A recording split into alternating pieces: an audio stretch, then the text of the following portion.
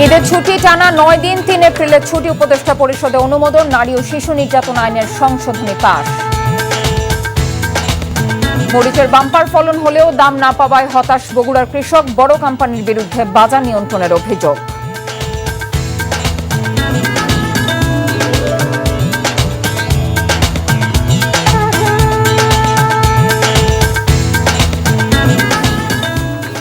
আসসালামু আলাইকুম, কথা নাহিয়ান স্বাগত জানাচ্ছি এনটিভির দেশের খবরে। ক্রাউন সিমেন্ট শিরোনাম দেখছিলেন, এবার নিয়ে যাব পুরো খবরে। পবিত্র ঈদ উল ফিতরে এবার সরকারি কর্মকর্তা কর্মচারীদের জন্য ঘোষিত লম্বা ছুটি আরও লম্বা হলো। এবার 9 দিনের ছুটি পাচ্ছেন সরকারি কর্মকর্তা কর্মচারীরা।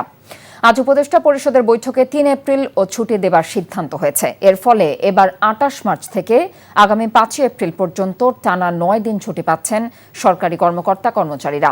চাপ দেখার সাপেক্ষে 31 মার্চ পবিত্র ঈদ উল ফিতর হতে পারে। সম্ভাব্য এই তারিখ ধরে আগেই 5 দিনের ছুটির তারিখ নির্ধারণ করেছিল জনপ্রশাসন মন্ত্রণালয়। এছাড়া বৈঠকে নারী ও শিশু নির্যাতন আইনের খসড়া অনুমোদন দিয়েছে উপদেষ্টা পরিষদ। প্রস্তাবিত সংশোধনীতে বিয়ের প্রলোভন দেখিয়ে ধর্ষণের ক্ষেত্রে অপরাধীদের সর্বোচ্চ সাজা 7 বছর নির্ধারণ করা হয়েছে। এছাড়া সরকারি কাজের দরপত্রে দুর্নীতি কমাতে এবং স্বচ্ছতার জন্য এখন থেকে সরকারি শতভাগ কাজ টেন্ডারের মাধ্যমে করতে হবে। এতদিন 60 ভাগ কাজ টেন্ডারের মাধ্যমে হতো। ধর্ষকদের বিরুদ্ধে কঠোর আইন করার দাবি জানিয়েছেন জাতীয় নাগরিক পার্টির আহ্বায়ক নাহিদ ইসলাম।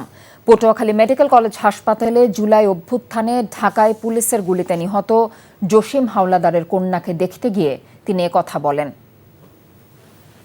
অত্যন্ত দুঃখজনক যে আমরা এখন বাংলাদেশে শুধু এই ঘটনাই নয়, পটুয়াখালী আমরা এর আগে আসিয়ার ঘটনা দেখেছি, শুনেছি এবং সাম্প্রতিক সময়ে আমাদের মা বোনদের উপরে এই সহিংসতা এবং ধর্ষণের মতো ঘটনাগুলো আমাদেরকে অনেক উদ্বেগ তৈরি করছে আমাদের ভিতরে।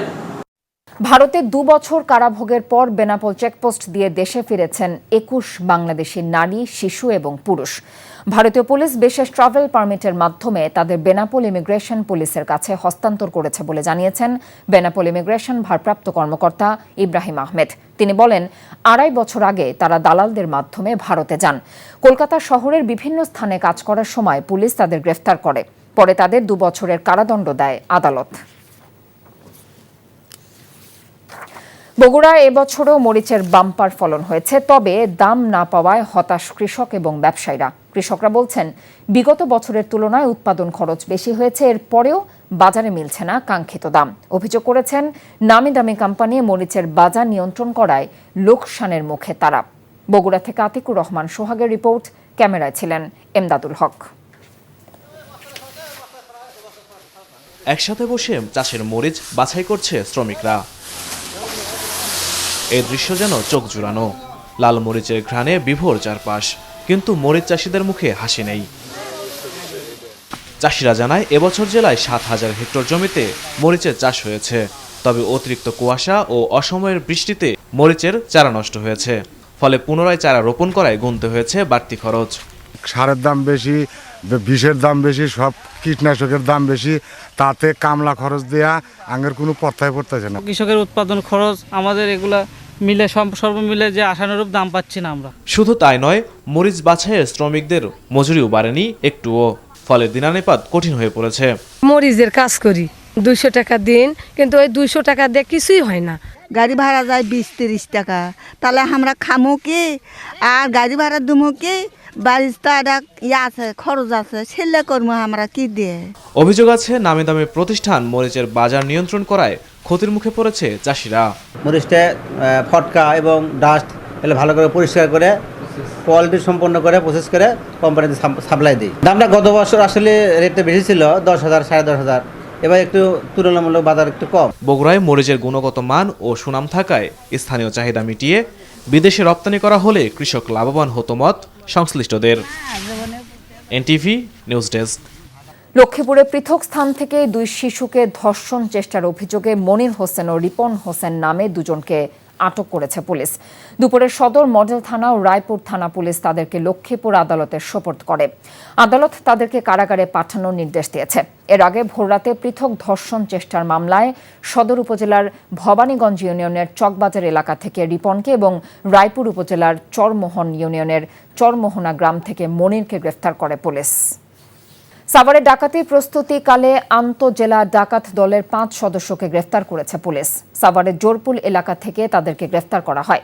ডিবি পুলিশ জানায়, ভোররাতে একদল ডাকাত দল সেখানে ডাকাতির প্রস্তুতি নিচ্ছে এমন খবরে ডিবি পুলিশ অভিযান চালায়। এ সময় দেশীয় অস্ত্রসহ 5 ডাকাতকে গ্রেফতার করা হয়।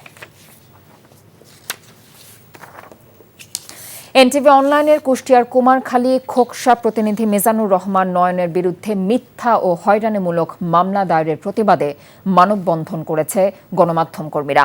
সকালে কুষ্টিয়া প্রেসক্লাবের সামনে সাংবাদিক অধিকার পরিষদ কুষ্টিয়া জেলা শাখার আয়োজনে অনুষ্ঠিত মানববন্ধনে কুষ্টিয়া প্রেসক্লাবের সভাপতি আল মামুন সাগর সহ জেলায় কর্মরত গণমাধ্যম কর্মীরা উপস্থিত ছিলেন। বক্তারা বলেন, 2018 সালের একটি হত্যা চেষ্টা মামলায় চৌরঙ্গী বহুমুখী মাধ্যমিক বিদ্যালয়ের প্রধান শিক্ষক শেখ রেজাউল করিম বাদী হয়ে সাংবাদিক মিজানুর রহমান নয়ন সহ বেশ কয়েকজনকে আসামি করে মামলা করে। পবিত্র ঈদ উল ফিতরকে সামনে রেখে নতুন নতুন পোশাক তৈরিতে ব্যস্ত সময় পার করছেন পটুয়াখালীর দর্জিরা। আর কিছুদিন পর সকল অর্ডার নেওয়া বন্ধ হবে বলে জানিয়েছেন দোকানিরা।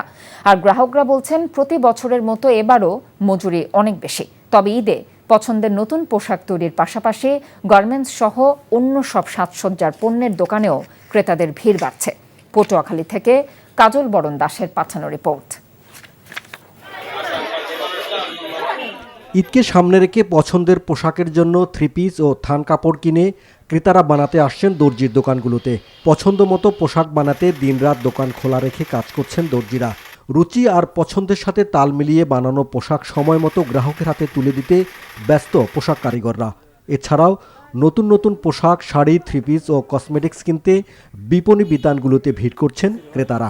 কসমেটিক্স কেনার জন্য তো এখানে মালামালের দাম এতটাই বেশি যে একটা জায়গায় দুইটা জায়গায় একটা কিনতে হচ্ছে। রমজান আরম্ভ হওয়ার আগে থেকেই 15-20 দিন আগে থেকেই কারিগররা কাজ করে, রাত্র উজাগার করে এখনো করতে আছে। মেয়েদের জামা বানানোর মজুরি ডিজাইন ভেদে নেওয়া হচ্ছে। এক সেট 3 পিস বানাতে মজুরি লাগছে 250 থেকে 450 টাকা। বিভিন্ন মার্কেট ও স্থান ভেদে এসব মজুরি নির্ধারণ করেন দর্জি কারিগররা। এখন যারা নিয়মিত গ্রাহক, শুধু তাদের অর্ডার নেওয়া হচ্ছে। গত বছর থেকে এবছর দেখা যায় পণ্যের গুণগত মান ভালো, কিন্তু প্রোডাক্টের প্রাইসটা অনেক বেশি। রোজা পর্যন্ত মাশাআল্লাহ খুব ভালো বেচা কিনা হয়েছে। আমাদের আগামী যে 10 দিন আছে আরো ভালো বেচা কিনা হবে আশা করি 4 পর্যন্ত। এবছর পোশাকের দাম বেশি হওয়ায় কিনতে হিমশিম খাচ্ছেন বলে জানান ক্রেতারা। NTV news desk. ঈদের ছুটি টানা 9 দিন। 3 এপ্রিলের ছুটি উপদেষ্টা পরিষদে অনুমোদন। নারী ও শিশু নির্যাতন আইনের সংশোধনী পাস। মরিচের বাম্পার ফলন হলেও দাম না পাওয়ায় হতাশ বগুড়ার কৃষক। বড় কোম্পানির বিরুদ্ধে বাজার নিয়ন্ত্রণের অভিযোগ। এই ছিল এনটিভির দেশের খবরে। এই খবরের ভিডিও সহ আপডেট জানতে ভিজিট করুন এনটিভি অনলাইন www.ntvbd.com। এছাড়াও এনটিভি জনপ্রিয় সব অনুষ্ঠান এবং খবরের আপডেট জানতে ভিজিট করুন আমাদের ইউটিউব এবং ভেরিফাইড ফেসবুক পেজ। এতক্ষণ সাথে থাকার জন্য ধন্যবাদ সবাইকে।